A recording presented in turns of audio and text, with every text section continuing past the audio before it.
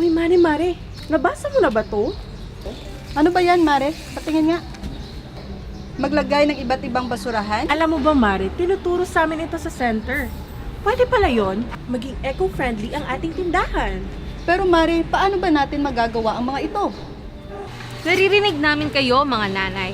Alam naman natin, bilang isang tindera o mamimili, ay mas pipiliin pa rin natin ang pinaka-convenient na sisidlan ng ating mga pinamili sa palengke man o tindahan. At isa ang mga single-use plastic sa mga convenient na sisidlan.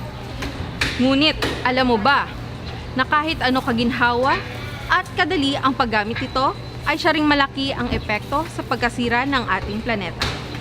Iniimbitan namin kayo na maging parte ng ating kampanya para sa ating planeta, ang ating natatanging tirahan.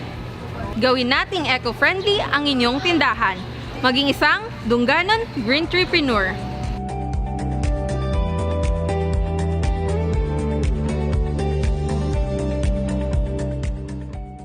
Halos araw-araw ay maraming bumibili sa palengke.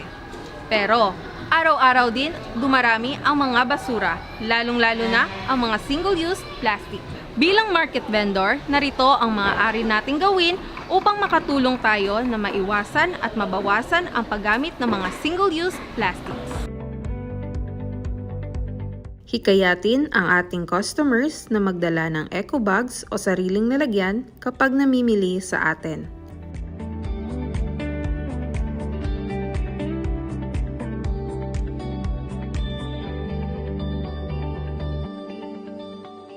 Kapag nagtitinda ng gulay o prutas, huwag itapon agad ang mga bulok nito. Paghiwalayin ang mga malapit na mabulok na paninda dahil pwede pa itong gawing pataba sa mga pananim. Gumamit ng mga used o nagamit na newspapers o supot bilang pambalot sa tinda.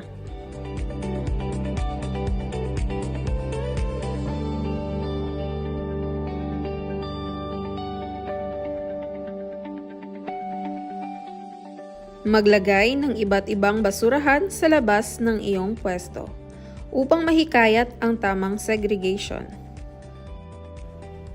Hikayatin ang mamimili kung maaari gamitin muli ang mga plastics na nakukuha sa pamimili. Ito na po, ma'am.